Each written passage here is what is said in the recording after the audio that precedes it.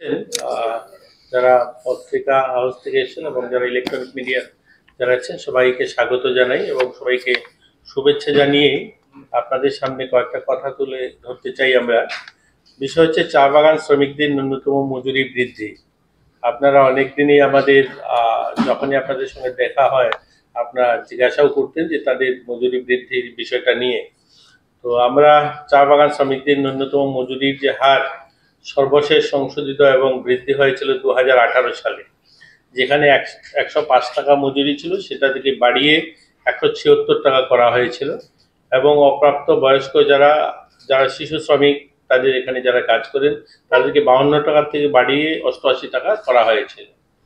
এটাকে আমরা কয়েকদিন আগে চা শ্রমিকদের ন্যূনতম মজুরি সংশোধনের দাবির ভিত্তিতে রাজ্য সরকার আমাদের মাননীয় বিধায়িকা আমাদের সঙ্গে উপস্থিত রয়েছেন শ্রীমতী স্বপ্না দাস পাল মহোদয়া এবং আমার সঙ্গে রয়েছেন সমীর ঘোষ বাবু উনি এবং আমাদের চা বাগানের আধিকারিকগণ এবং শ্রমিকদের একটা জয়েন্ট কমিটি আমরা তৈরি করি এবং এই 10 সদস্যের কমিটি গঠন করা হয়েছিল ত্রিপুরা চা বাগান কর্মসংস্থান কর্মরত শ্রমিকদের ন্যূনতম মজুরির হার সংশোধনের সুপারিশ করার সময় এবং কমিটির সমস্ত দিক বিবেচনা করার দায়িত্ব দেওয়া হয়েছে।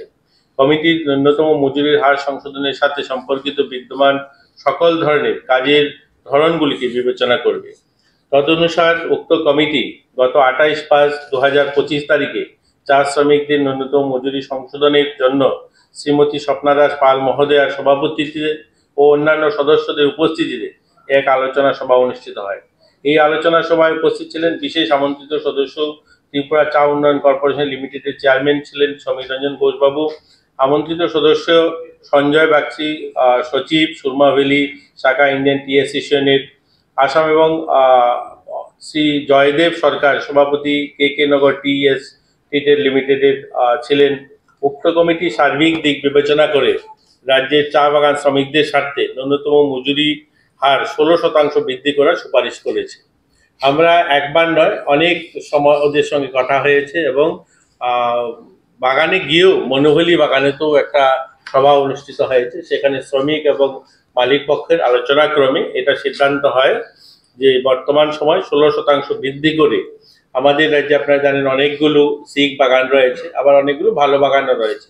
এই সমস্ত কিছু বিচার বিবেচনা করে এবং শ্রমিকদের কথা মাথায় রেখে আমরা বর্তমান সময় আপনারা জানেন যে এই সরকার আসার পর শ্রমিকদের যে বেসিক যে চাহিদাগুলো, যেখানে তাদের বাসস্থান বা জল, শৌচালয়, ইলেকট্রিসিটি, এগুলো কিন্তু সরকার করে দিচ্ছে।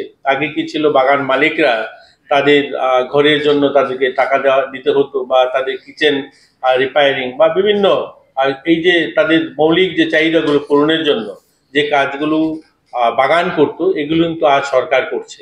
অলমোস্ট আমরা বলতে পারি রাজ্যের সমস্ত চা বাগান পরিবারকে প্রধানমন্ত্রী আবাসের আওতায় আনা হয়েছে, তাদেরকে ঘর দেওয়া হচ্ছে, তাদের সেখানে জলের ব্যবস্থা, শৌচালয়ের ব্যবস্থা, ইলেকট্রিসিটির ব্যবস্থা সেগুলো সরকার করছে। তো সেই দিকগুলো সমস্ত দিক দেখে আমরা 176 টাকার থেকে বাড়িয়ে এটাকে 204 টাকা করা হয়েছে। আজকের পর থেকে যখনই গভর্নমেন্ট অর্ডার বার করবে তারপর থেকে 204 টাকা এখন থেকে আমাদের চা শ্রমিক যারা রয়েছেন তারা পাবেন। হ্যাঁ, তো এটা এপ্রিল থেকে ওনারা ডিসিশন নিচ্ছেন যে 204 টাকা তারা পাবেন এবং অপ্রাপ্ত বয়স্ক যারা রয়েছে, যারা যেখানে 88 টাকা পেত, তারা 102 টাকা পাবে। এবং পরবর্তী পর্যায়ে উক্ত সুপারিশ মূলে রাজ্য সরকার নিম্ন উল্লেখিত হারে চা বাগান কর্মরত শ্রমিকদের ন্যূনতম মজুরি বৃদ্ধির অনুমোদন প্রদান করছে, যেখানে প্রাপ্তবয়স্ক পুরুষ এবং মহিলা দৈনিক 204 টাকা এবং অপ্রাপ্ত বয়স্কদের জন্য দৈনিক 102 টাকা। এটা হবে এখান থেকে। আপনারা জানলে খুশি হবেন, আপনাদের বলতেও আমাদের খুশি হচ্ছে, আমাদের রাজ্যে চা বাগানের ইতিহাস একটা লম্বা সময়। আজকে চা বাগান শুরু হয়নি, প্রায় 110 বছরের কাছাকাছি আমাদের ত্রিপুরায় যে চা বাগানগুলো চলছে।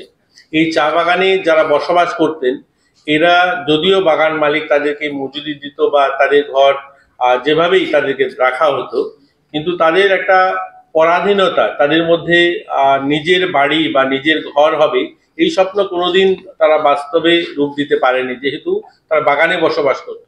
এই সরকার আসার পর আমরা বলতে আজ সত্যিই খুশি হচ্ছে যে আমাদের রাজ্যে 585 পরিবার, চা শ্রমিক পরিবার আছেন যারা বাগানে কাজ করেন।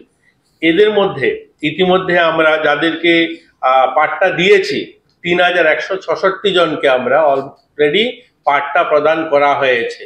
অর্ধেক, অর্থাৎ যত চা বাগান পরিবার বসবাস করেন রাজ্যের তার প্রায় অর্ধেক পরিবারকে আমরা পাট্টা দিয়ে দিয়েছি এই লাস্ট 6-7 বছরে। বাকি কিছু সংখ্যক রয়েছে বিভিন্ন কারণে, সেগুলো আটকা আছে, সেগুলো খুব শীঘ্রই আমরা তাদেরকে দেওয়ার জন্য কাজ করব। এবং যারা এই চা বাগানে বসবাস করে তাদের কাছে কিন্তু রেশন কার্ডও ছিল না, বিপিএল বা অন্তোদয় কোনো রেশন কার্ড তাদের কাছে ছিল না।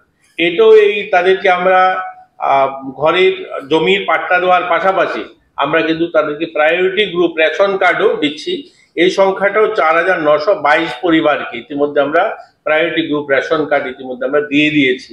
বাকি যারা রয়েছে জমির পাট্টা দেওয়ার বাকি বা প্রায়োরিটি গ্রুপ রেশন কার্ড দেওয়ার বাকি, এগুলো অন প্রসেস রয়েছে, এগুলো খুব শীঘ্রই আমরা তাদেরকে দিয়ে দেব।